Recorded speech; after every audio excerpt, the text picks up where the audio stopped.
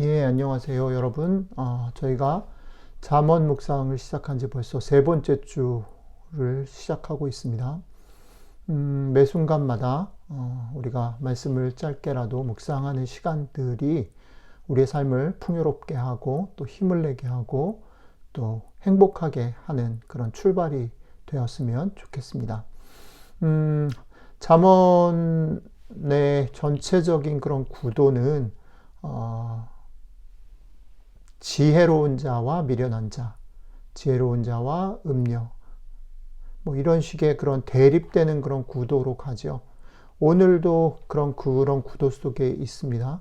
그런데 매번마다 조금씩의 그런 차이는 뭐냐면 어떻게 대조되는가, 또 어떤 부분이 더 강조되는가, 이런 것들의 차이가 있을 수 있을 것 같아요. 오늘도 그 부분을 주목하면서 말씀 좀 같이 묵상하고 생각해 봤으면 좋겠습니다.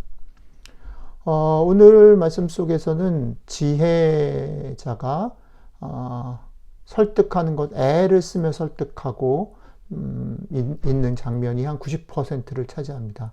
자기가 어떻게 설득하고 어떤 내용으로 설득하고, 그리고 맨 아랫부분에 가면 아주 한 10% 정도 그것과 반대되는 미련한 계집이 또 하는 그런 행동들에 대한 커멘트가 잠깐 들어가는 그런 구조입니다. 그러니까 뒤에서도 좀 설명드리겠지만 미련한 사람도 또 지혜로운 사람도 어떤 대상들을 향해서 자기의 말을 따르고 자기의 말에 설득되기를 애를 써서 그걸 설득하는 거라는 거죠. 오늘 본문에서 보면 금방도 말씀드렸듯이 90% 정도가 지혜로운 여인이, 지혜로운 자가, 지혜자가 어떻게 설득하는지에 대한 내용을 담고 있습니다. 애를 많이 쓰고 있어요.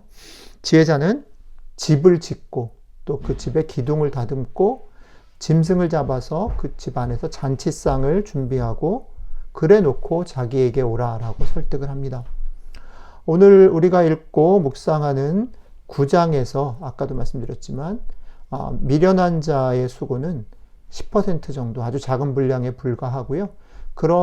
분량만 작을 뿐 아니라 이 미련한 자의 위치가 조연도 못 되는 엑스트라에 가깝습니다. 자,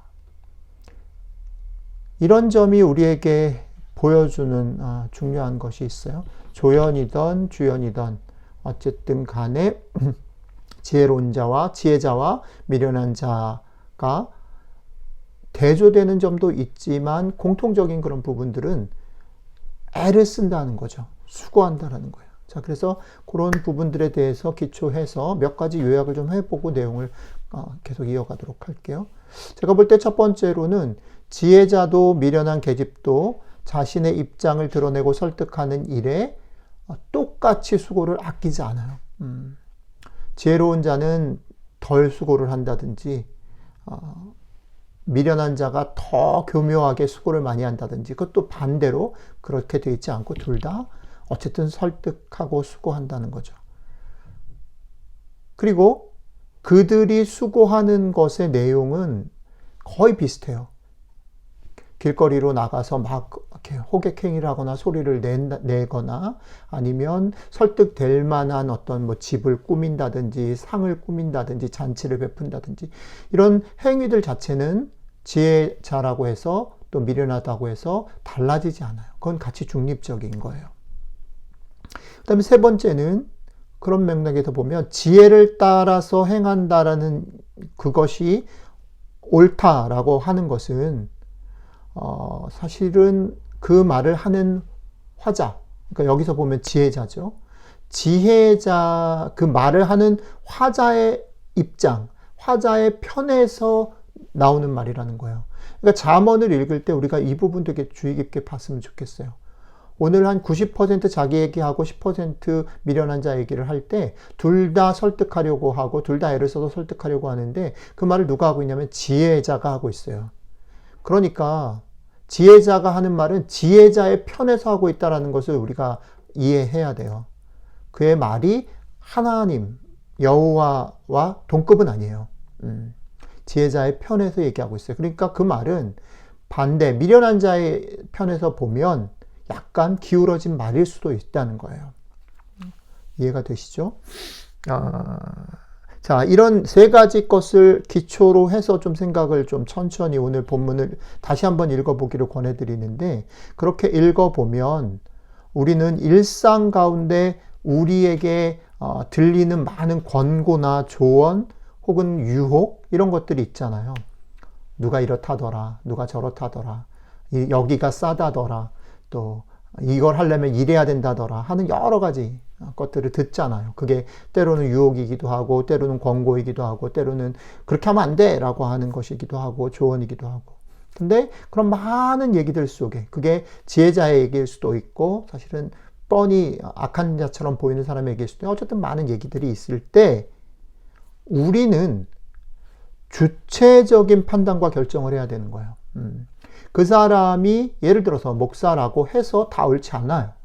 그 사람이 선생이라고 해서 다 옳지 않아요. 심지어는 그 사람이 아이라고 해도 옳을 수 있다는 거예요. 그죠? 네.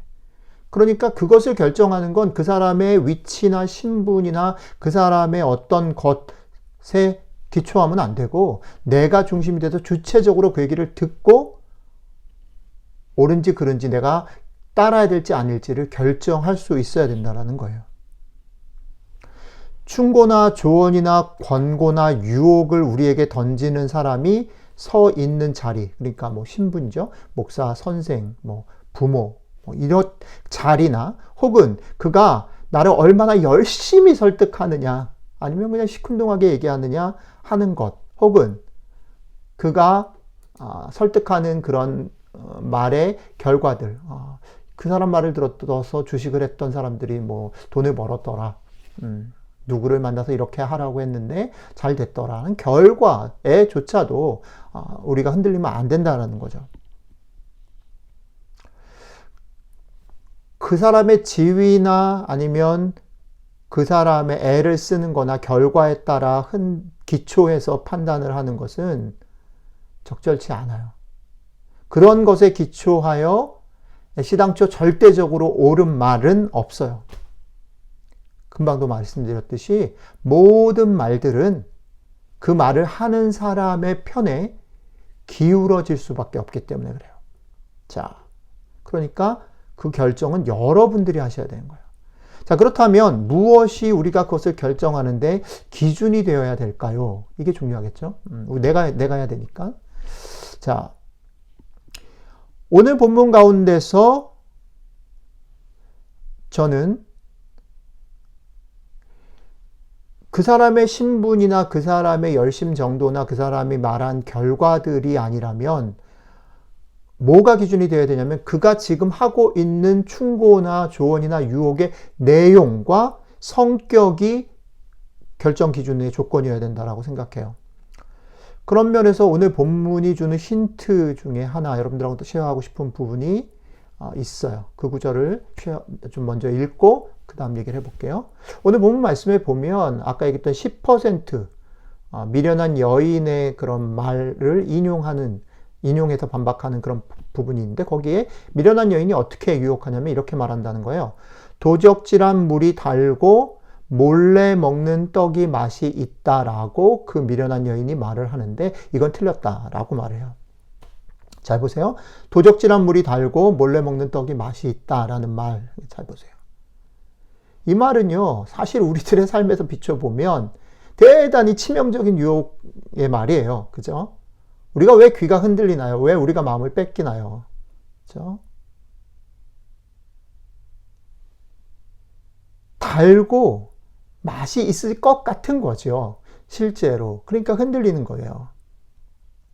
그런데 그것을 지혜 있는 자가, 미련한 자가 그렇게 말하는 것을 틀렸다라고 말했기 때문에 그것을 받으면 안 되는 게 아니라 그 말 자체가 문제이기 때문에 우리는 택하면 안 된다라는 거예요. 그런 말이 들릴 때마다 우리는 NO라고 말할 수 있어야 된다라는 거예요. 자, 실제 삶에서 이 말은 그냥 겉으로 보면 가장 여러분들을 위하는 말처럼 보여요. 단물이 필요하잖아. 너 지금 돈이 필요하잖아. 너 지금 저 시험에 패스해야 되잖아. 에이, 남들은 몰라. 다 그렇게 해.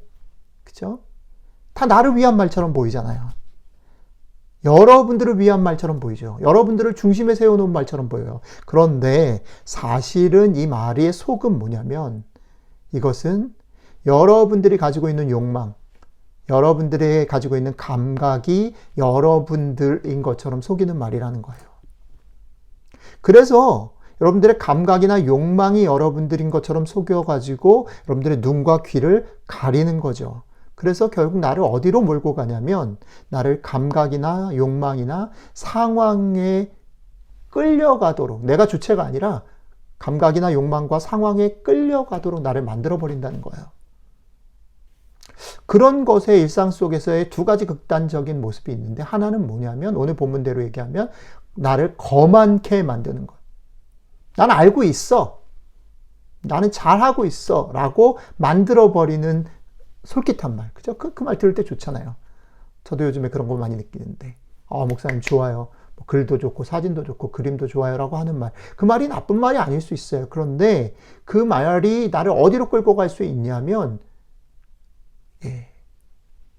더 들여다보고 이렇게 하게 된 것이 갖는 참된 나를 발견하는 길로 끌고 가지 않고 다른 사람이 나를 인정하는구나 라는 걸로 끌고 가버리는 거죠. 그렇게 하는 것. 또 반대쪽에는 이런 게 있어요. 두렵게 만드는 거예요. 왜 자꾸 다른 사람의 말에 솔깃합니까? 왜 자꾸 막 인터넷에 서핑하면서 어떻게 돼야 될까를 찾습니까? 왜 사람들이 주식을 하고 비트코인에 막 그렇게 빠져버립니까? 두렵기 때문이죠. 미래에. 우리 아이들이 어떻게 될까? 내 노후는 어떻게 될까? 그죠? 우리를 두렵게 만들므로 그 사람의 그 말을 듣게 만드는 거죠. 거만하여서 나를 돌아보고 살피지 못하게 하고 두려워서 실체를 바라볼 용기를 잃어버리게 만드는 것. 그것이 주체로 서야 되는 나를 철저히 종으로 만들어버리는, 오늘 본문 말씀대로 하면 멸망의 길로 인도하는 그릇된 유혹이라는 거예요. 자, 마무리해 볼게요. 누구의 어떤 말도 어떤 조언도 충고도 당신을 쥐고 흔들게 그냥 내버려 두지 마십시오. 여러분들은 충분히 지혜롭고 충분히 주체적인 결정을 할 수 있는 권한을 가지고 태어났습니다. 여러분들의 결정을 여러분들은 책임지고 살아야 하고, 그것을 책임지며 살아가게 될 때에 여러분들은 일상 속에서 진정한 여러분들로 빚어져 가게 됩니다. 오늘 하루도 우리에게 수없이 들리는 우리의 귀와 눈과 입에 듣기 좋고 보기 좋고 달기만 한 말을 경계하십시오. 거만으로 혹은 두려움으로 여러분들을 어리석게 만들어 버리는 말들에 대해서 NO라고 외치며 살아가시는 하루가 되십시오. 그것이 오늘 잠언이 얘기하는 여호와를 경외하는 것이고 지혜와 명철을 따라 사는 삶입니다. 기도하겠습니다. 주님, 여호와를 경외하는 삶이 내가 주체가 되어서 나에게 들리는 수많은 유혹과 또 협박과 또 말들을 가리고 내가 그것들이 정말 적절한가, 내가 그것을 따라야 하는가 살피며 살아가는 저희들이 되게 도와주십시오. 감사드리며 예수님 이름으로 기도드렸습니다. 아멘.